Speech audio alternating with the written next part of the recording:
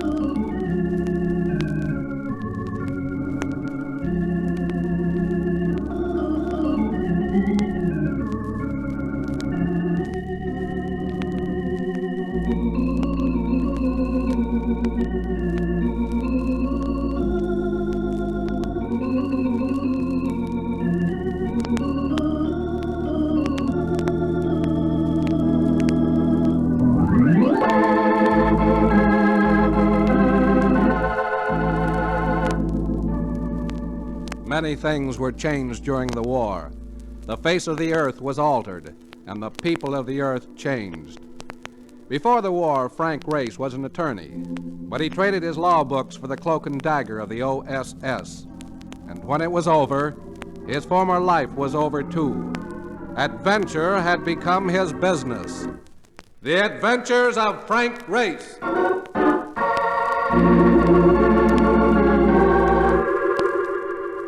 New York in the spring, just after a rain, with the sun sneaking a look at you now and then. Everything glistened, particularly the girls in those transparent raincoats. I was walking right alongside one of them, a blonde who was putting ideas in my head, when... Mr. Race! Frank Race, hey! It was Mark Donovan, coming in fast as usual.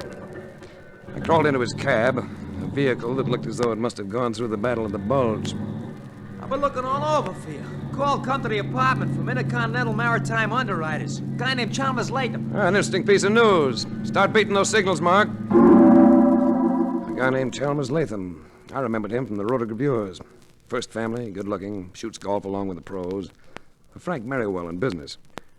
He drew salary as an executive vice president in charge of claims. And at the moment, he wasn't happy. I don't believe we've met before, Race. I don't believe so. I heard of you through McCormick, our chief adjuster. Attorney, aren't you? That's right. The OSS during the war, quite a lot of foreign service, decorated several times. You've got me. Might I ask why you prefer not to practice your profession? Well, I got fidgety in courtrooms. It's a handicap, irritates the judges. I'd like to point out, Race, that the function of this office is to adjust claims, not to investigate them. But you've had one come along that looks fuzzy. Not one, two. Two freighters operated by the same firm. The claim in each case is for total loss. How did they go? Overdue and presumed lost. Frankly, they just disappeared, without traces. Ship, cargo, and crew. Well, sounds like an interesting assignment. As I just mentioned, our function is to adjust claims and, well... You don't want to make a fuss. You understand. Now, the claims may turn out to be perfectly legitimate. So I suggest that, on the surface, you make it apparent that you're not working for us. Pardon me a moment. Right. Yes? I'll put Mr. Nina on. No, wait a second. I'll talk to her out there. Excuse me a minute, Race. Yeah, quite all right, Latham. He took at least 15 minutes. And when he came back, he kept moving around, smoking rapidly. You free this evening, Race? I could be. I'd like to take you to Sally Deneen's for dinner. Informal or white tie? White tie. I'll pick you up at 8.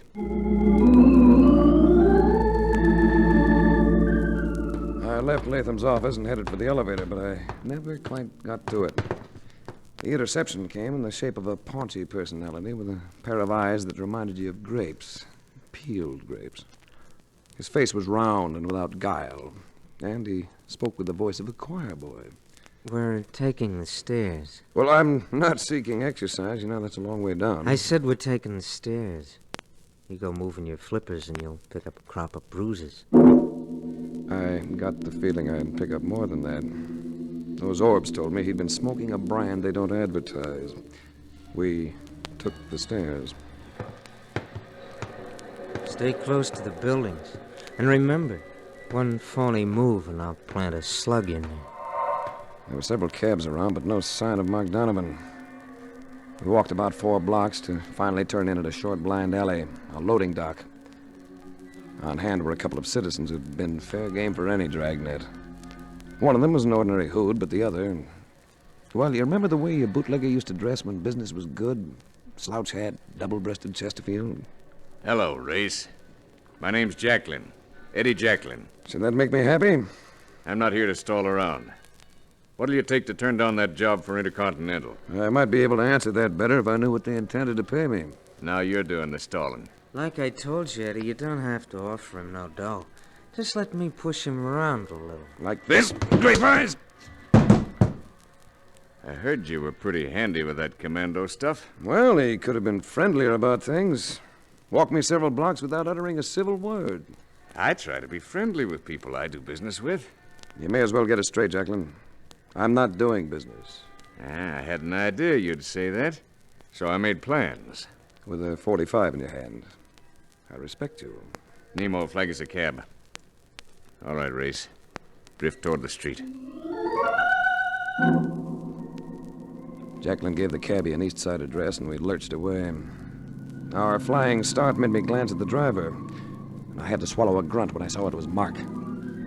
His eye in the mirror caught mine, and I got set for his play, and I wasn't long in coming. Getting a clear stretch ahead, he gunned the cab to about 50, then slapped on the brakes. I'd braced myself, and when Jacqueline and Nemo went forward, I grabbed both of them behind the heads and pushed hard. Get him outside, Frank. Get out, Jacqueline! Roll your head, Frank. Roll your head. I was conscious of a sickening splat, and we all sprawled on the pavement. Nemo and I came up together, and I went at him with the sharp edges of my hands. He took 2 or 3 and then broke away into camps. Come on, Race. Let's get out of here.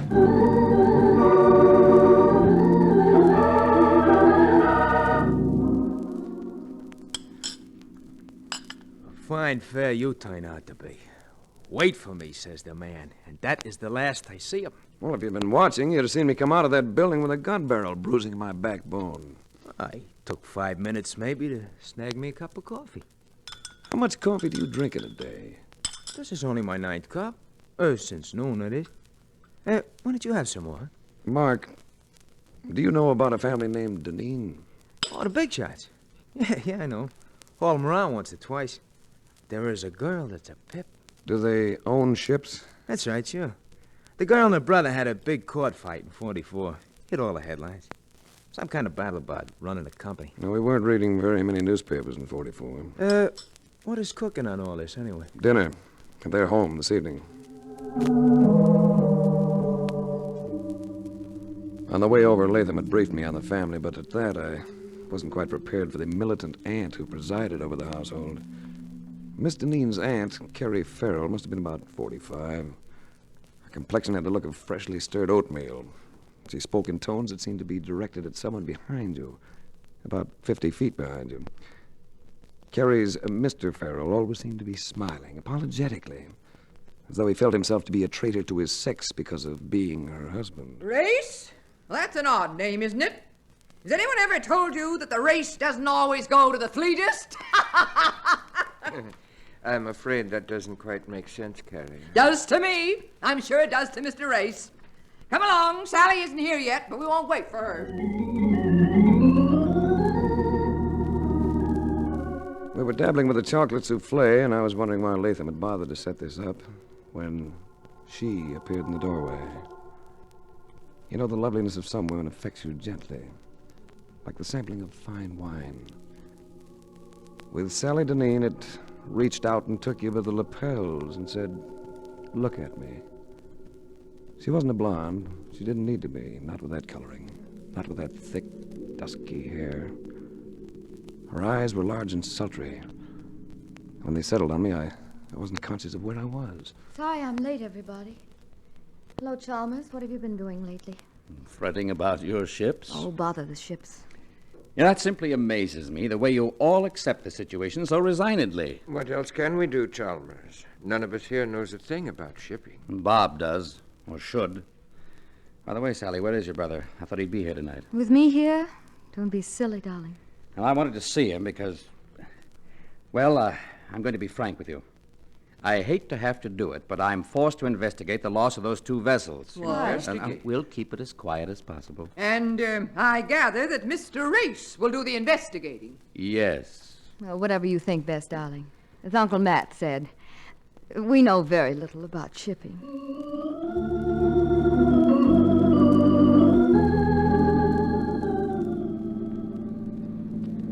Nice dinner, Latham. I enjoyed it. What did you think of them? Interesting people. Do they share ownership of the company? Sally and Auntie and Brother Bob. Farrell is in only to the extent of marriage. How are they financially? I'm not sure. You see, Race, I have an emotional interest in their affairs. And I caught that.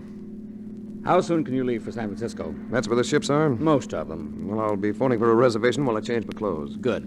And Race, there'll be a $1,000 bonus if you make good use of that discretion of yours.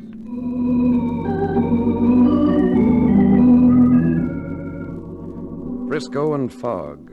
According to all reports, they're like bread and butter, particularly in the spring. So the sun was a newly minted gold piece. The only cloudiness visible was in my taxi driver's face as the car in front of us made a left turn from a right-hand lane. The cabbie dropped me at a hotel that matched the weather, the Mark Hopkins. And while I was smudging the register, I heard myself being paged.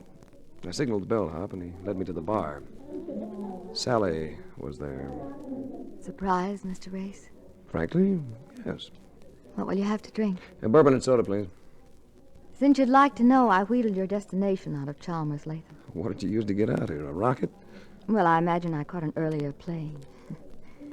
I trust I don't look travel-worn. You look...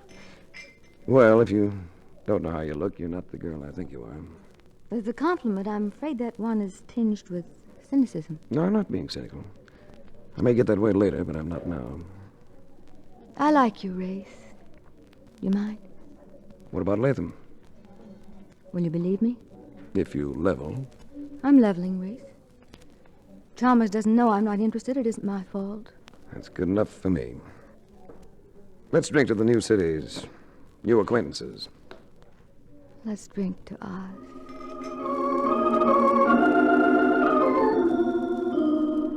I spent the next couple of days kicking around and asking questions about the missing ships. And I drew a lot of blanks. Then I ran into Sally again at night in the lobby of the hotel. Tell me, Race, have you been avoiding me?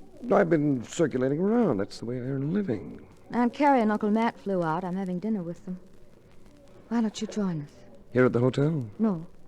And we have a house out here that we keep open the year round. St. Francis Wood. How about dinner? Oh, I'll enjoy that. But I'm afraid I'll be a little late. See, there's a ship in the harbor I want to have a look at. The Hackensack Victory. Oh, that's one of ours. I know. Maybe you'd like to go along. Couldn't we make it tomorrow? Let's make it tonight. Think of what it'll do for your appetite. You're a very persistent man. The Hackensack Victory is an exact counterpart of the 2 ships that disappeared. You don't have to come if you don't want to. I'll come.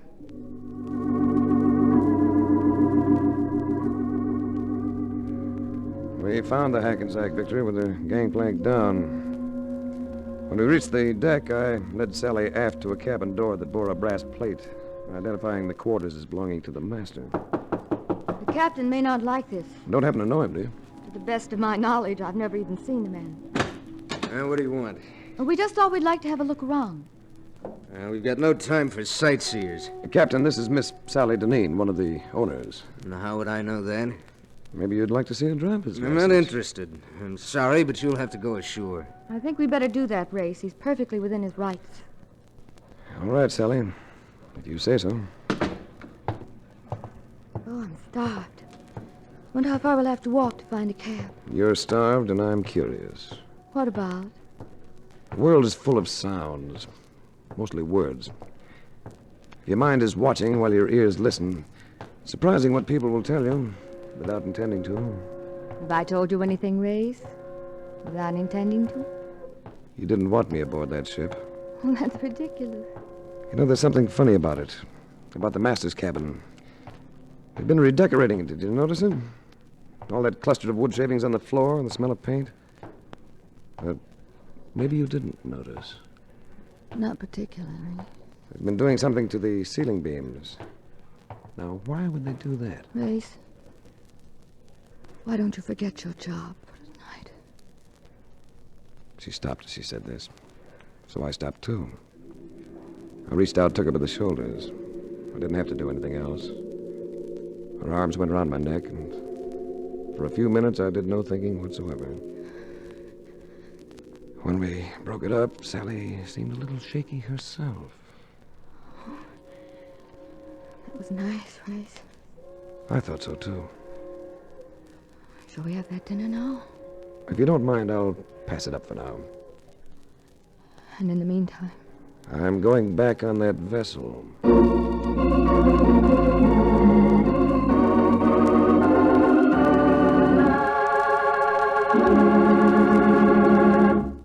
We'll return to the adventures of Frank Race in just about 1 minute.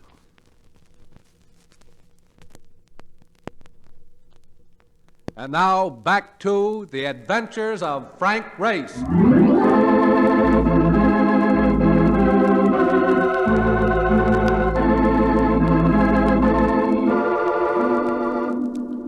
There was something wrong with the Hackensack victory. I was sure of that. And I couldn't drop the feeling that Sally Deneen was in on it. The gangplank of the ship was up, so I picked a mooring line and managed a hand-over-hand passage that put me aboard. No one seemed to be around, but the master's cabin was unlocked, and I pushed my way in. It was the same lad, and he started to be trucking it again until he glimpsed the Smith & Wesson in my hand. Well, what do you want now? Just a little talk. Why don't you sit down? First, I'd like to know why the remodeling job. The beam up there. I don't know what you mean. That beam has just been cased with another piece of wood. Very skillfully, too. Why would anyone want to do that? This vessel carries a serial number. It's to be found on her engines, on her compass, on her keel. And it's usually carved into the main beam of the master's cabin. Who'd want to be changing all that? I thought maybe you'd like to tell me. I'm not saying a word about anything. Maybe you'll talk at police headquarters. Put on your coat. You can't arrest me. Where's your authority? In my hand. Get that coat on. He was right. I had no authority. But somehow I was going to get him inside a police precinct. We left the cabin and went to the waist.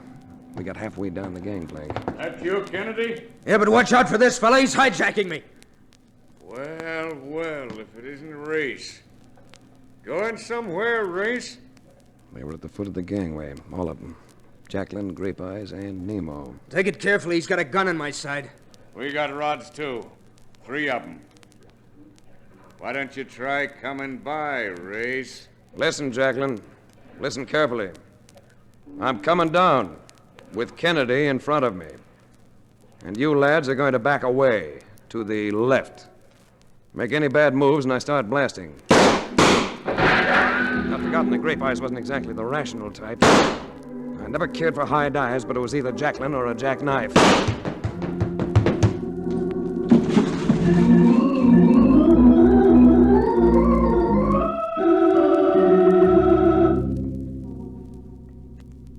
I must have been a sad sight parading around with that oil slick all over me. But I paraded. At police headquarters, I wrote a description of Captain Kennedy and swore out a warrant for his arrest. Then I went to the hotel and scrubbed myself for about an hour and crawled into bed. I slept hard until... Yes? Good afternoon. Oh, hello, you. I'm sorry about last night. Adventure reared its delaying head. All is forgiven. As a matter of fact, we're getting together tonight. Aunt Carrie, Uncle Matt, you and I. If you aren't too busy. Ooh. Is this for dinner? In your honor. The address is 122 Roland Lane. St. Francis Wood? That's it. I'll be there scrubbed and combed.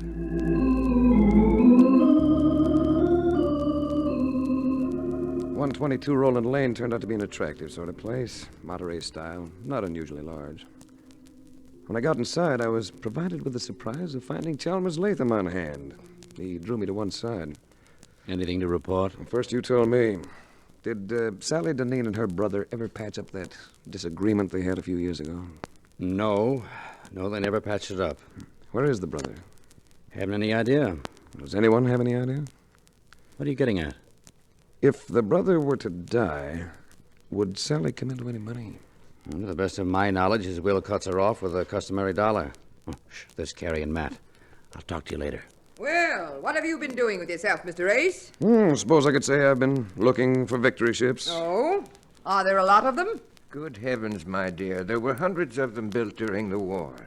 And many a welder lost his life working between their double hulls. Some of them weren't built very well. A number of them are broken apart at sea. And that could have happened to ours, couldn't it, Race? Yeah.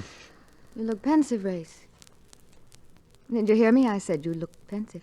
Yeah, it must be this cigarette. I'm trying a new brand. Oh, come now, Race.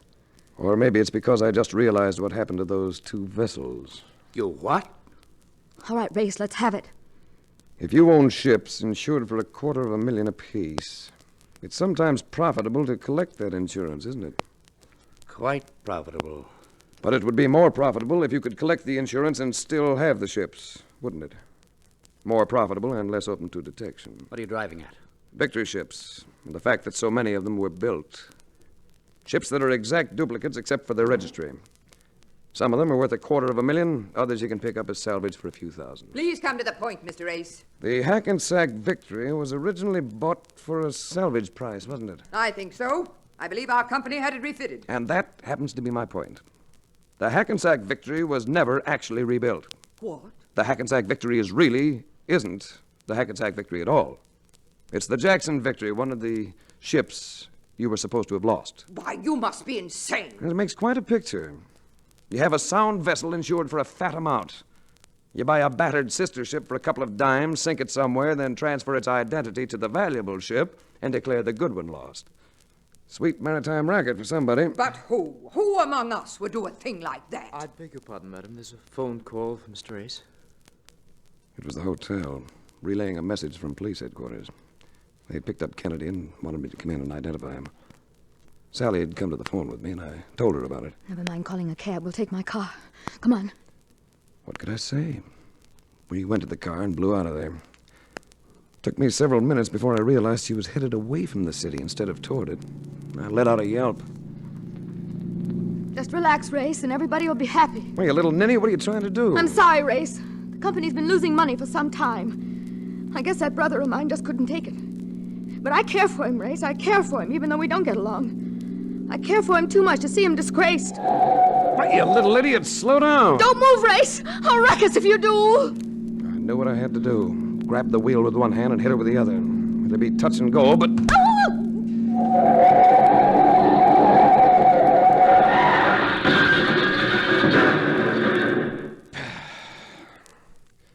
Well, have you ever tried to stop a speeding car with an unconscious girl flopping all over you?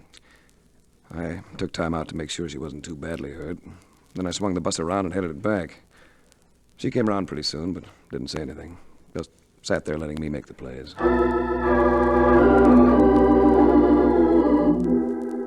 The police had Kennedy all right, in the hospital.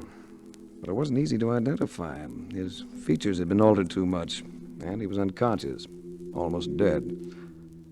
I left the place, and Sally and I drove slowly back to St. Francis Wood. It was pretty late by then, and the house was dark. But I went in anyway.